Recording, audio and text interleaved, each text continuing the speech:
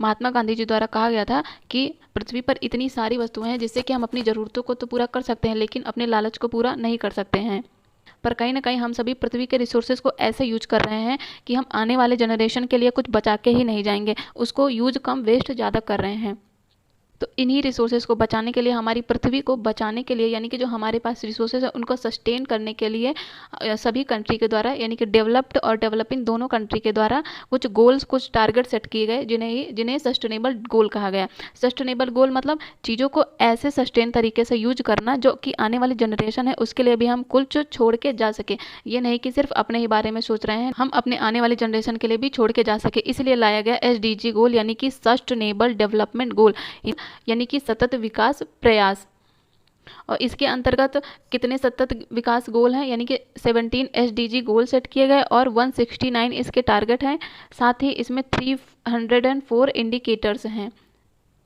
और ये कब लाया गया था? ये लाया गया था 2015 में। तो इसका टाइम पीरियड आता है एग्जाम में, तो ये 2015 से लेकर 2030 तक हमें SDG गोल को पूरा करने का लक्ष्य रखा गया है। और SDG गोल सेट किसके द्वारा किए गए हैं? ये किए गए हैं UN के द्वारा। और इसमें ऑल ओवर वर्ल्ड की सारी कंट्रीज शामिल हैं, जिसमें कि डेवलपिंग और डेवलप्ड दोनों कंट्री शामिल है। तो अब बात करते हैं SDG गोल की। यहाँ से सीधा सीधा एग्जाम में क्वेश्चन आते हैं, एक या दो क्वेश्चन पीसेस 2022 में यहाँ से दो क्वेश्चन सीधा सीधा, एक ही एग्जाम में दो क्वेश्चन सीधा सीधा पूछे गए थे। और इसको आप आंसर राइटिंग में भी हम यूज कर सकते हैं, ऐसे में भी यूज कर सकते हैं, सस्टेनेबल डेवलपमेंट गोल की। तो बात करते हैं सस्टेनेबल डेवलपमेंट गोल की। तो पहला बात करता है नो पॉवर्टी, यानी कि गरीबी को खत्म करने की। फिर बात करता है जीरो हंगर, यानी कि भुखमरी नहीं हो, भुखमरी की बात करता है। तीसरा बात करता है गुड हेल्थ एंड वेलबींग, यानी कि अच्छा स्वास्थ्य, जो कि सबसे ज़्यादा जरूरी है। और फोर्थ बात करता है क्वालिटी एजुकेशन, यानी कि अच्छा स्वास्थ्य होगा तो फिर क्वालिटी एजुकेशन भी मिलनी चाहिए। और अगला बात करता है जेंडर इक्वलिटी मतलब लड़के लड़की में भेदभाव नहीं होना चाहिए। फिर बात करता है क्लीन वाटर एंड सैनिटेशन, यानी कि स्वच्छ जल और स्वच्छता की बात करता है, स्वच्छ जल की भी व्यवस्था होनी चाहिए, जो कि आजकल ग्रामीण इलाकों में आज भी बहुत लोगों को स्वच्छ जल नहीं मिल पाता, उसकी भी उपलब्धता होनी चाहिए, जिससे कि बीमारियां बहुत ज़्यादा होती हैं अगर स्वच्छ जल नहीं हो पाता। तो इसलिए बात करता है SDG 6 गोल कौन सा बात करता है? क्लीन वाटर एंड सैनिटेशन की। फिर बात करते हैं 7 की affordable and clean energy. Affordable and clean energy मतलब बहुत सारी जगहों पे आज भी LPG नहीं यूज होते हैं, जहाँ पे कंडे लकड़ियाँ यूज होती हैं, जिससे धुएं से जिससे बीमारियां फैलती हैं। तो 7 बात करता है affordable and clean energy, energy भी क्लीन होनी चाहिए। 8 बात करता है decent work and economic growth की। तो वर्क के भी हमारे डिसेंट होना चाहिए, जिससे हमारी इकोनॉमिक ग्रोथ भी अच्छी होगी। और डिसेंट वर्क मतलब एक अच्छा वर्क होगा तभी तो इकोनॉमिक ग्रोथ होगी। फिर 9th बात करता है इंडस्ट्री की, इनोवेशन की एंड इंफ्रास्ट्रक्चर की। अच्छी इंडस्ट्रीज होंगी तभी इनोवेशन होगा, तभी तो अच्छे इंडस्ट्रीज होंगे और अच्छे इंफ्रास्ट्रक्चर डेवलप होंगे। तो 9 गोल बात करता है इंडस्ट्रीज की, इनोवेशन एंड इंफ्रास्ट्रक्चर की। अब हम बात करेंगे SDG गोल 10, ये है रिड्यूस इनइक्वालिटी। हमने बात किया था इसके पहले 5, तो यहाँ से बात करते हैं 5 क्या है? जेंडर इक्वलिटी, यानी लड़के लड़की में समानता। लेकिन SDG गोल 10 बात करता है रिड्यूस इनइक्वालिटी मतलब अमीरी गरीबी में भेदभाव, ऊंच नीच में भेदभाव, इस चीज़ को खत्म करना है। तो SDG 5 है जेंडर इक्वलिटी, और इसका ट्वाइस करेंगे तो SDG 10 है रिड्यूस इनइक्वालिटी पूरे ऑल ओवर वर्ल्ड में इनइक्वालिटी नहीं होनी चाहिए, अमीरी गरीबी में हर चीज़ में लोगों को इक्वालिटी होनी चाहिए, ना कि इनइक्वालिटी। तो अगला बात करते हैं सस्टेनेबल सिटी एंड कम्युनिटीज़, मतलब हमारी सिटी, हमारे शहरों में भी सस्टेनेबल होने चाहिए और कम्युनिटी में भी एक अच्छा वातावरण होना चाहिए। 12 बात करता है रिस्पॉन्सिबल कंजप्शन एंड प्रोडक्शन की, यानी कि हमें कंजप्शन भी रिस्पॉन्सिबल तरीके से करना चाहिए।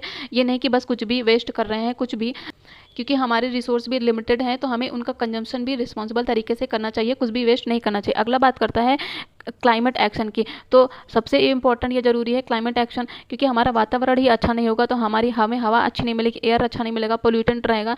तो एक इंसान को स्वस्थ रहने के लिए, एक अच्छे क्लाइमेट के लिए, एक अच्छे स्वास्थ्य के लिए एक अच्छे क्लाइमेट की ज़रूरत पड़ती ही है। तो अगला हम बात करते हैं लाइफ बिलो वाटर। तो अच्छा आसमान रहेगा, अच्छा क्लाइमेट रहेगा तो लाइफ बिलो वाटर मतलब पानी भी अच्छा मिलना चाहिए, क्योंकि सिर्फ हमारी पृथ्वी के से हम नहीं, बहुत सारे जीव जंतु हैं उनको भी सुरक्षा मिलेगी। तो लाइफ बिलो वाटर जो पानी में रहते हैं उन लोगों के लिए भी अच्छा जीवन प्रोवाइड करें। और बात करते हैं लाइफ ऑन लैंड, यानी कि जो पृथ्वी पर रह रहे हैं हमें उनके बारे में भी सोचना चाहिए, वृक्ष को नहीं काटना चाहिए। लाइफ ऑन लैंड की बात करता है तो वृक्ष को नहीं काटना चाहिए, जिससे कि बहुत सारे पेड़ पौधे पक्षियाँ उनके लिए भी खतरा बन रहा है। आजकल जितना डिफॉरेस्टेशन हो रहा है उससे लाइफ ऑन लैंड मतलब कि जो लैंड के लाइफ है, जो लैंड की ज़िंदगी है, उसको भी खतरे में हम लोग डाल रहे हैं।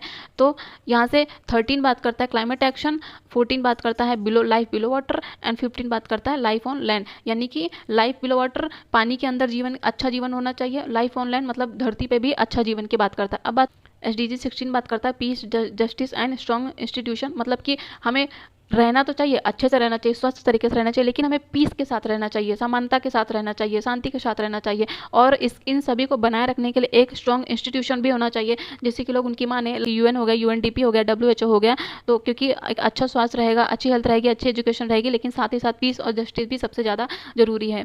नेक्स्ट बात करते हैं पार्टनरशिप फॉर द गोल, मतलब सभी कंट्रीज़ को साथ में आके इन सभी गोल्स को पूरा करना चाहिए और हमारी पृथ्वी को, इन्वायरमेंट को सस्टेनेबल बनाना चाहिए। याद इसको कैसे करेंगे? इसको याद करने के लिए थोड़ा सा भी हम लोग न्यूमोनिक या कुछ भी स्टोरी बना सकते हैं, क्योंकि अगर हम किसी भी चीज़ को पढ़ते हैं लेकिन अगर उसके बैकग्राउंड में एक थोड़ा सा स्टोरी क्रिएट कर देते हैं तो वो चीज़ जल्दी याद हो जाती है।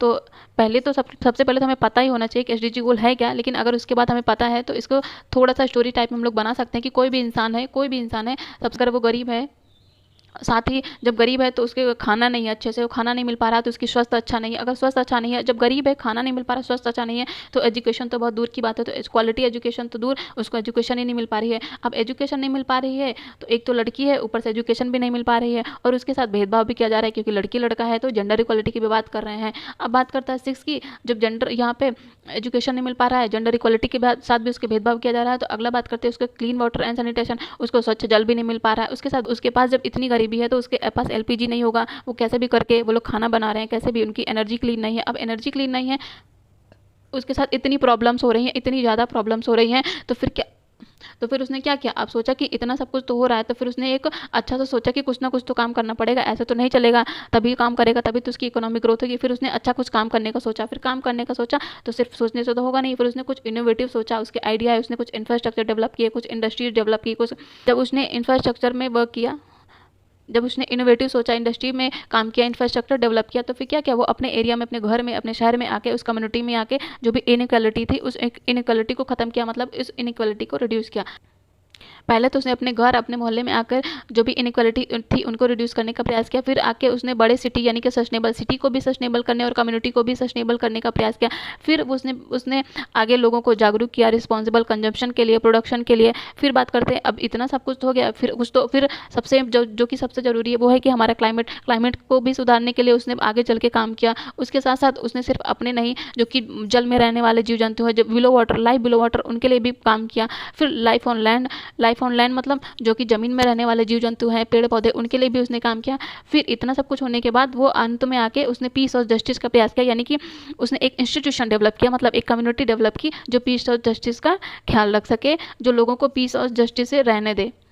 हम लोग ऐसे करके कुछ भी अपने एक स्टोरी क्रिएट करके, कुछ भी आप लोग किसी का भी अपना नाम करके, अपने आप को वहाँ पे रख के, अपने आप को बस वन सीक्वेंस से आप करते जाइएगा अपने आप को सेम उसी सिचुएशन से, तो आप लोग ये बहुत जल्दी आप लोग को याद रहेगा। कुछ भी करिए, बस इन 17 गोल्स को याद कर रखिए, कुछ भी बैकग्राउंड स्टोरी बना के, न्यूमेनिक बना के, लेकिन सबसे पहले इन लोग को 1-2 बार पढ़िए इन सभी गोल्स को, फिर आप लोग न्यूमेनिक बनाइए, क्योंकि अगर आप लोग को ट्रिक से याद भी करना है तो उसके पीछे का बैकग्राउंड तो आप लोग को याद होना चाहिए, पता चले कि ट्रिक याद रह गई लेकिन आपका जो मेन है वो भूल गए।